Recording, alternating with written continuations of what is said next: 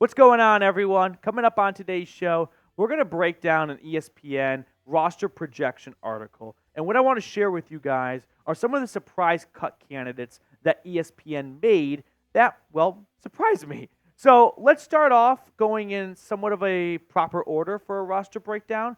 The quarterback room, where they did not have Tyler Huntley making the 53-man roster. Now, I'm not blown away by this.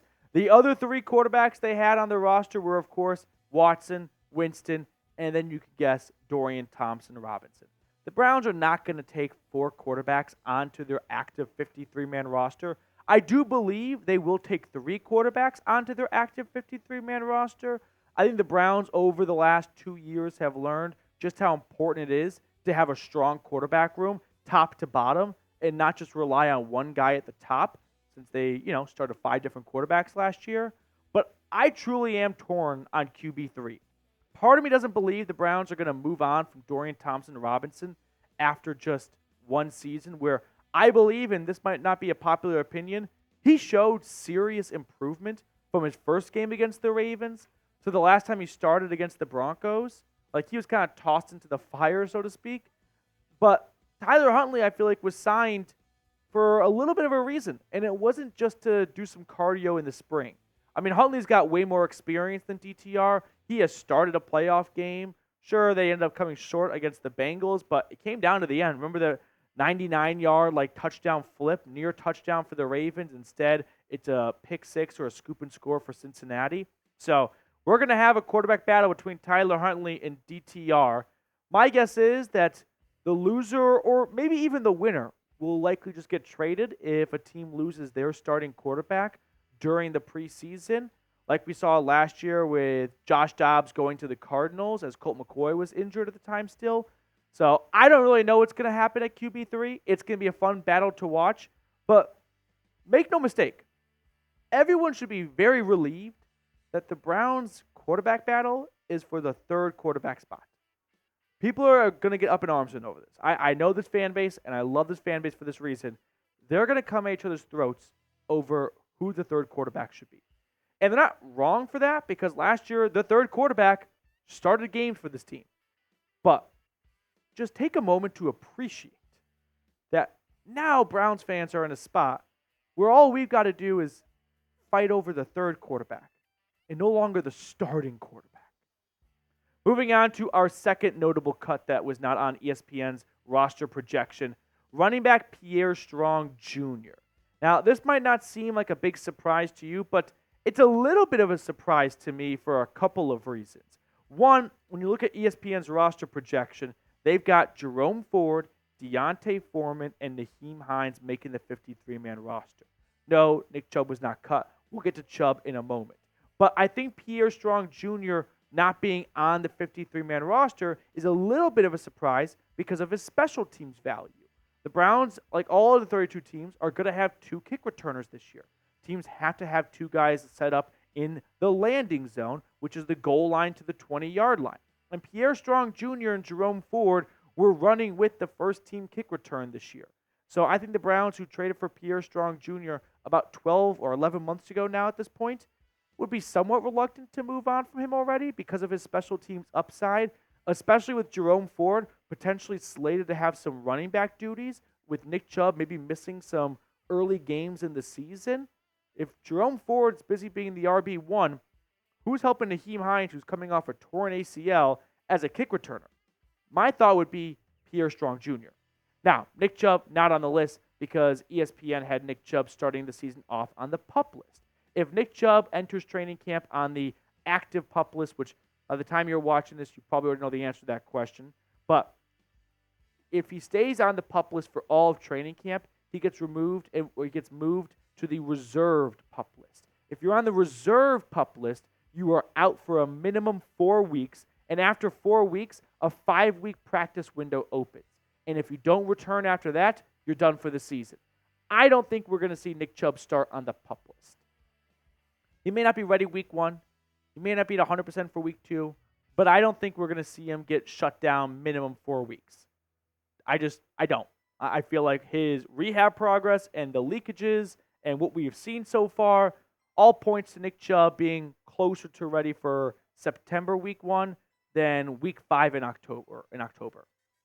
Third notable cut, wide receiver David Bell, former third-round pick out of Purdue by the Browns, did not make the 53-man roster projection. So, we got our first kind of early-ish draft pick by Andrew Berry getting cut. Here are the 6 wide receivers that made the roster. Amari Cooper, Jerry Jeudy, Elijah Moore, Cedric Tillman. Those 4 are all locks to make it. Then you've got a battle with James Prochet. I'll also say Jamari Thrash is a lock to make it. They're just not cutting a 5th-round pick 5 months after selecting him. But James Prochet and Jamari Thrash round out the 6-man wide receiver room. So David Bell ends up being on the outside looking in here. Last year, there was some smoke that David Bell would get cut. And I was a big stand and believer that no, David Bell is not going to get released. The team is not cutting a 3rd-round draft pick just 16 months later. This year, it's definitely a little bit more dicey for David Bell. Now, the question that I think we're going to get an answer to that will reveal David Bell's spot on this roster is what kind of emphasis is going to be placed on special teams? I don't think we're going to see David Bell returning kicks anytime soon. So if David Bell can't help out on special teams much, and he's not going to get on the field for offensive reasons, where is he going to contribute? Now, this wouldn't be the first time we see a wide receiver 5 or 6 make the roster and not be a big contributor on special teams, but still have a spot. But that was under the old kick return rules, which a lot of times resulted in touchbacks, and teams just didn't carve out more than maybe one roster spot for a return man. Now with the new return rules, teams might have a much greater emphasis on the return man. And so they might grow that one dedicated spot to 2 or 3. And if that happens, that could take away a roster spot from someone like David Bell, who doesn't bring a ton to the table on special teams.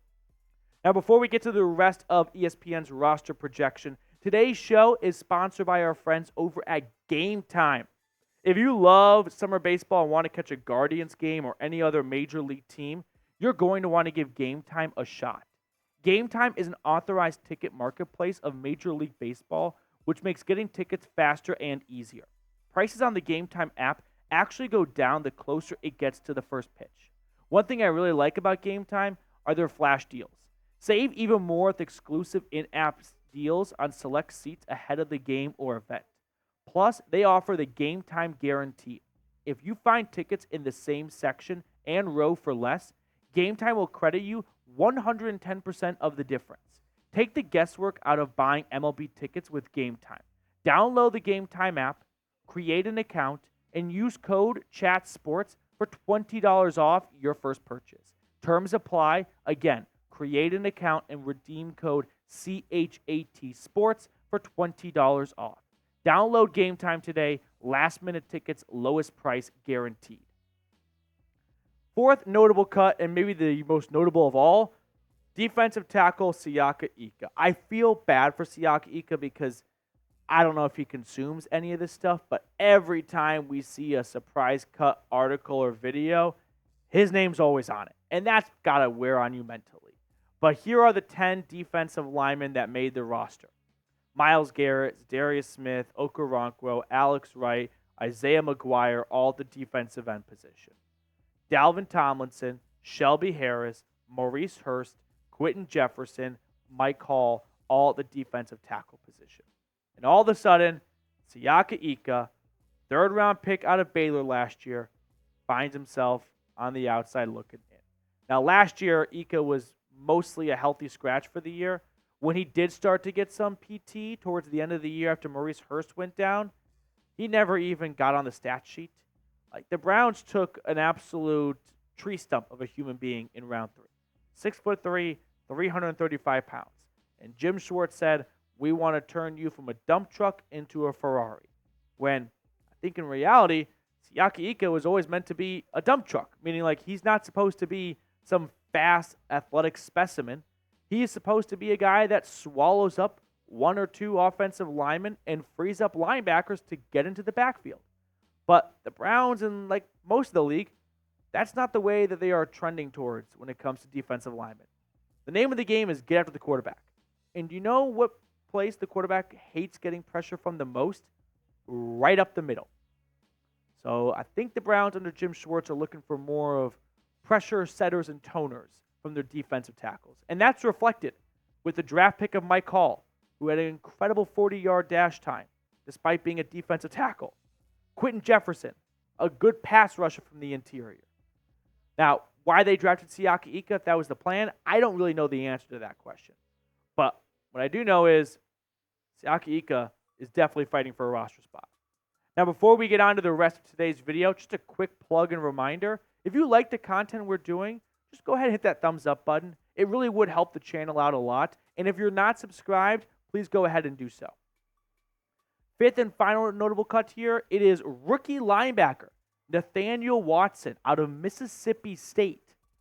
Wow, just leaving off a draft pick from April already. Now, every so often you do see rookies get cut from the initial 53-man roster. They tend to be round 7 guys, and Watson, the 6th-round draft pick, is not too far away from that territory. But here are the 5 linebackers that made the roster. JOK, Jordan Hicks, Devin Bush, and then a UDFA last year who made it, Muhammad Diabate, and then guy entering his 4th year with the Browns now, former day 3 pick, Tony Fields. So Nathaniel Watson, who was a 6th-round draft pick by Cleveland out of Mississippi State, he's on the older end. He'll be 24 years old by the time Week 1 kicks off, but he led the SEC in sacks last year with 10 as an off-ball linebacker. He's got plenty of production. There's no question about whether or not he can do the job. The question is, was he doing the job against 19-year-olds and taking advantage of playing in college football for 6 years? And if so, will that translate to the NFL? Maybe, maybe not. So, Nathaniel Watson, I am a little bit skeptical of getting cut because he was just picked in the April draft.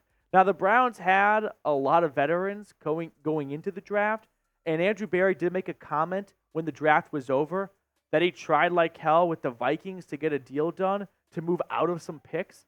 So I do think Andrew Berry made some selections in day 3 of the draft that he knew he just had to make because he was on the clock and no one would trade with him.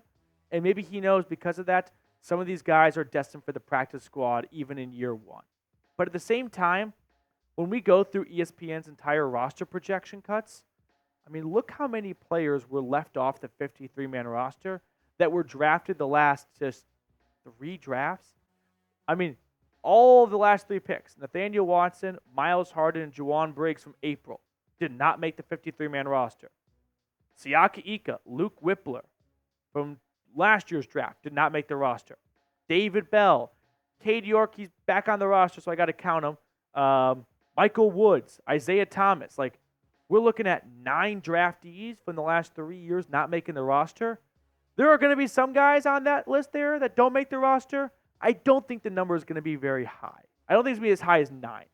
Now, we also are losing sight of or forgetting that, unfortunately, with training camp and preseason always comes injuries.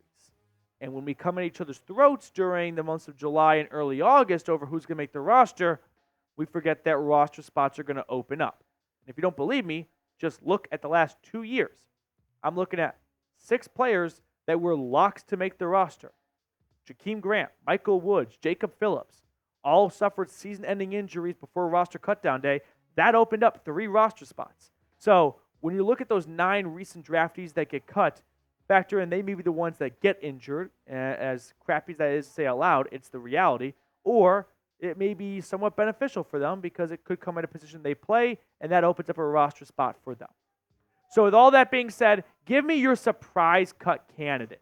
Get in the comment section below. Give me a surprise cut candidate for someone you just think that maybe people are kind of overlooking a little bit when it comes to their security on this roster.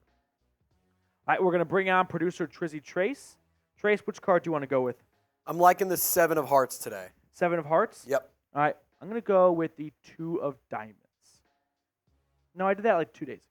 I'm going to go with the Jack of hearts. I like the change. If it's 2 of diamonds,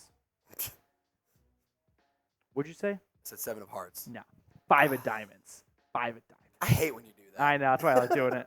All right. That will do it for us on today's show. Thank you guys so much for tuning in. Enjoy the rest of your day, and go Brownies.